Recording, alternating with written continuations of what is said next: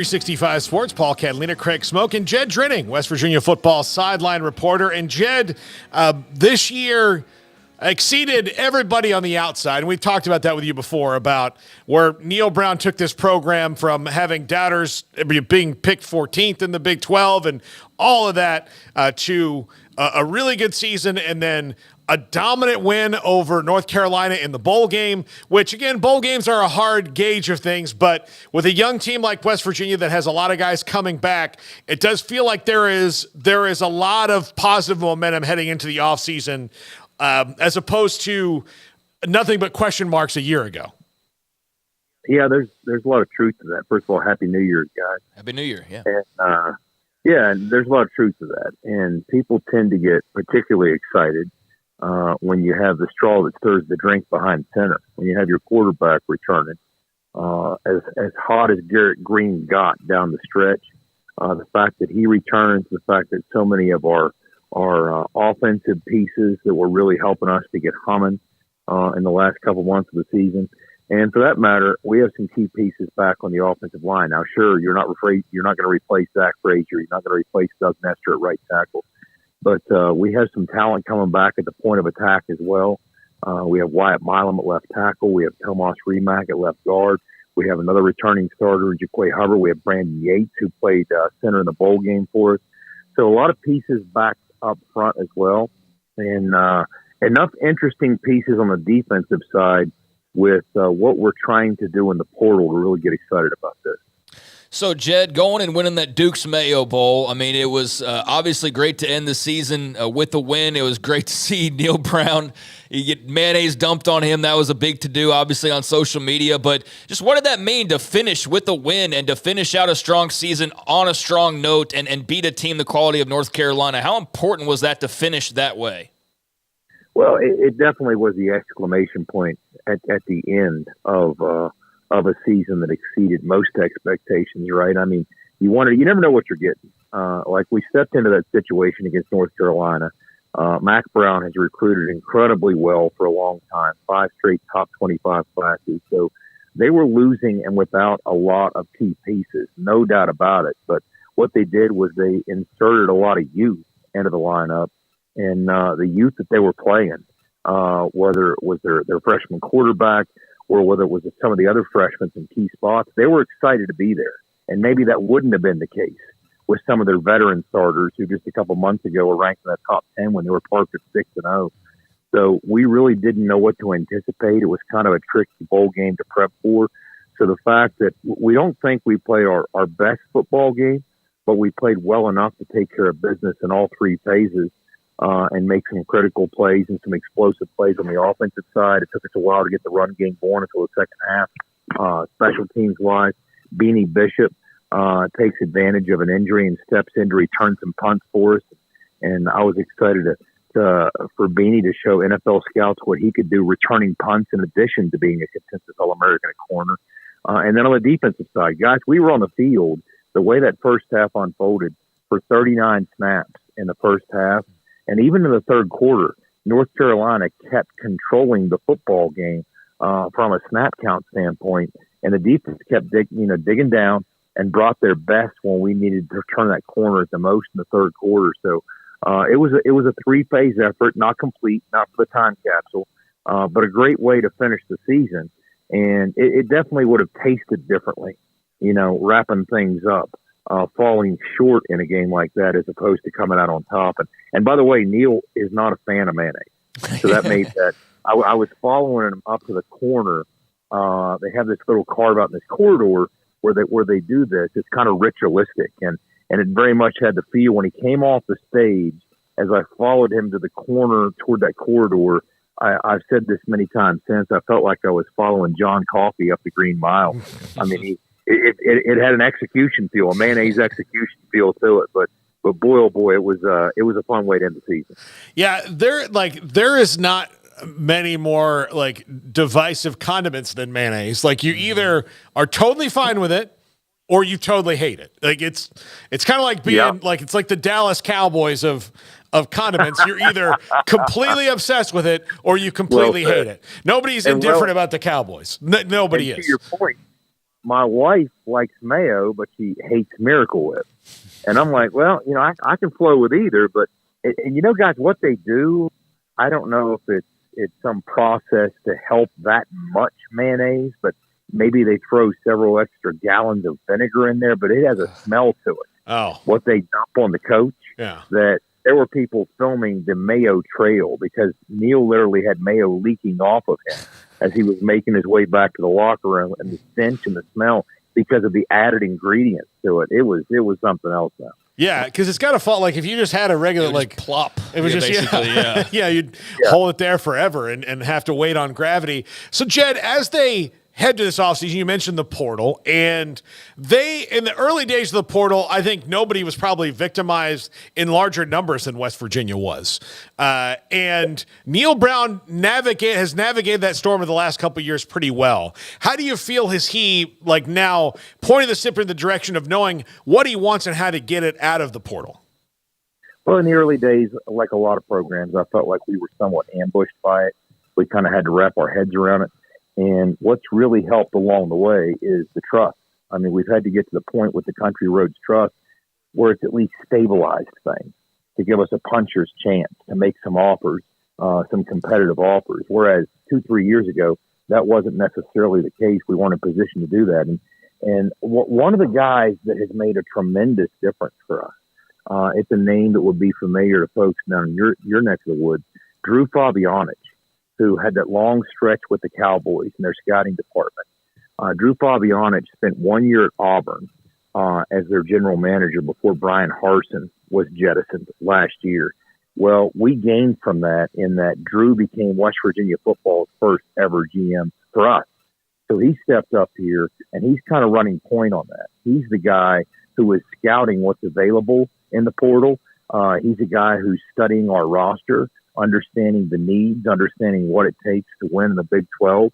And I tell you what, he's found some value. He really has. I mean, the addition of Drew has been, it might not get the fanfare, but in my estimation, that has been a huge part of what we're trying to do. Jed, when you look at who's already exited and who's already declared to be coming in next year, what kind of, do you turn your eyes towards when it comes to this roster and any potential movement one way or the other as far as being important heading into the next season or this offseason? Well, as you guys know, this is wave one. Wave two is going to come in May. Mm-hmm. So it's not a finished product, and nor will it be really till August, right? That's how things have changed. But we've addressed a lot of things on the back end. In other words, we have some critical pieces returning because we had such a deep rotation on the defensive line. That was one of the pleasant surprises with this defense was there were times we went as many as 8, sometimes even 9 men deep in that rotation. Now, we've been hit with a couple portal losses there, but we return a lot of talent and a lot of youth that I think is ready to take the next step as well. And we have some critical youth in the linebacker room, and we've also helped from a portal standpoint there. But the place defensively that we've really been most aggressive is on the back end. And I don't think we're done yet. And when you look at what we had to do offensively, there weren't as many needs because of what we do stand to return, but we're still picking and choosing some spots that we do think will help us. And again, you guys touched on it. In years past, we might not have been as happy with where things stood here the first couple of days of January after the first portal window closed. But right now, I mean, you're always going to have some attrition. That's going to be the case everywhere. I mean, I looked at the national championship game. I mean, we've talked all year long about how this Alabama, not the national championship, the CFP semifinal, how this Alabama offensive line has struggled. It was very un-Nick Saban-like. They gave up the second most sacks in the SEC. Every time I watched Bama, it didn't feel like when I was watching them offensively, it was a Nick Saban offense. Well, when you look at what they lost on that offensive line in the portal, this is Alabama. This is the bluest of the blue bloods. They lost a 5-star tackle, as we know, to TCU. They lost 2 other 4-star tackles. They lost a 4-star interior offensive line. These are all freshmen. These were guys that would have played for Alabama this year but aren't there. So even Alabama is impacted by it. Every program is impacted by it, just in different ways. And, of course, West Virginia is not beyond reproach when it comes to that. But in terms of what we have lost versus what we've gained, this is probably the best spot that we found ourselves in since this new climate with the portal. Based on the the way that they finished, the teams coming in, how do you feel about them positioned for what is now the new Big 12? Yeah, kind of exciting, right? I think the one thing when I look at this new league, and that's not to say that wasn't the case in years past with Texas and Oklahoma, because it certainly was, but I think you're going to have more parity maybe than any other league. Some of the other leagues might be a little more top-heavy.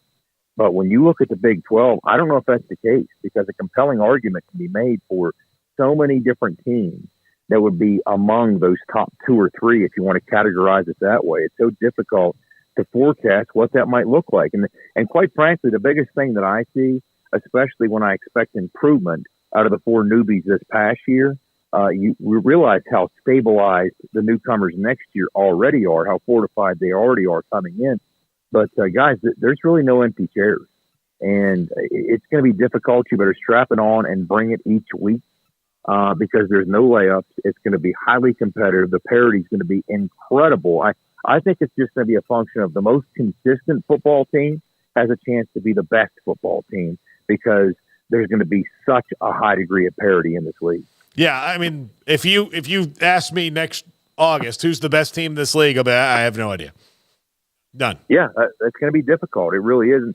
And I think, like you guys talked about, in a past life, maybe we could have looked at the polls and used that to project something, but not really. I mean, I was sitting there trying to forecast, like, maybe if we have a good enough showing, West Virginia can land in the final top 25. But, it's probably a stretch, because there were 8 teams getting votes outside the top 25. We were not one of them. So all the things that have to cut our way. We were getting some votes in the coaches poll. But I do fully expect West Virginia and several others in the new Big 12 to be in the top 25 preseason, from a preseason standpoint. And we open with Penn State, so we're going to hit the ground running August 31st. And it's exciting. I mean, there's already a tremendous amount of buzz. That's already nearly an impossible ticket to get in Morgantown. But, yeah, I'm looking forward to some really high-quality football in this new league with this new landscape. So, Jed, as Paul pointed out, and we've kind of mentioned throughout, I mean, there was a lot of heat heading into this season. That chair that Neil Brown was sitting on was turned up pretty good, and obviously he's cooled that down immensely. But how would you describe just kind of the general feel? And I know you're speaking from more of a media standpoint and all of that, but you also get a gist of the fans. Has a lot of that just, I guess, wondering and questioning, has that kind of died down with what Neil Brown did this year from the fan base, or is it just kind of like fan bases are and there's always something that is going wrong? A little bit of both. Yeah. I think by and large, most of it has people, they turned a corner and they're on board with where we're heading. But fans can be stubborn. And I think sometimes, what was the name of the owner in Major League that kept pulling for the team to lose? I told people, I'm like, don't be her.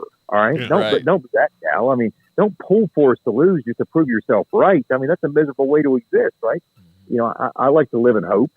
And I said that all year, even before we started turning this corner. And I think that's how most people have kind of approached this. I mean, fans can be stubborn sometimes.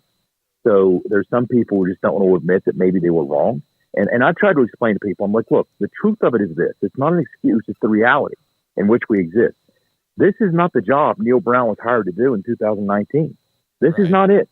I mean, the job that he took over in 2019 was to take over a program with a tremendous amount of brand equity, the 15th winningest program of all time. Yes, the cupboard was there, but Neil embraced that. He leaned into that, and he's like, hey, give me 2 or 3 recruiting cycles, and I'll do what West Virginia's done for the last 100 years. I'll take undervalued assets that are 2 and 3 stars, that are kicked off with a chip on their shoulder.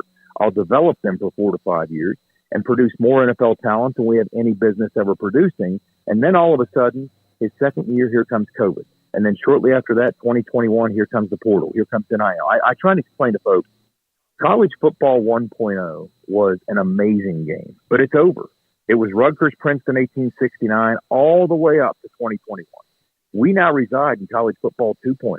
Stop explaining to me how Major Harris took us to the national championship. That was college football 1.0. Major Harris, quite frankly, there's probably a good chance he'd been a heck of a quarterback for Ohio State if he played in this era. I mean, how would we have kept Steve Slate after the Sugar Bowl as a true freshman breaking Tony Dorsett's record? Can you imagine trying to hang on to Tavon Austin and the rest of your roster? It's just, you have different challenges that no previous coach has ever experienced. So Neil has had to adjust on the fly. And as you guys said, early on, we were kind of ambushed, but we lost a lot of talent. There was a lot of attrition. There was a lot of hemorrhaging. But to the extent that there was 3-4 years ago, there really isn't now. So I think he's pivoted. He's adjusted on the fly. And I think he's done a great job at doing it. So that's why I think people need to be excited as to where this is heading. Jed Drenning, West Virginia football sideline reporter. Jed, thanks so much. Talk to you soon. Absolutely. Appreciate it, guys. There you go. One of our favorites, Jed Drenning. And look,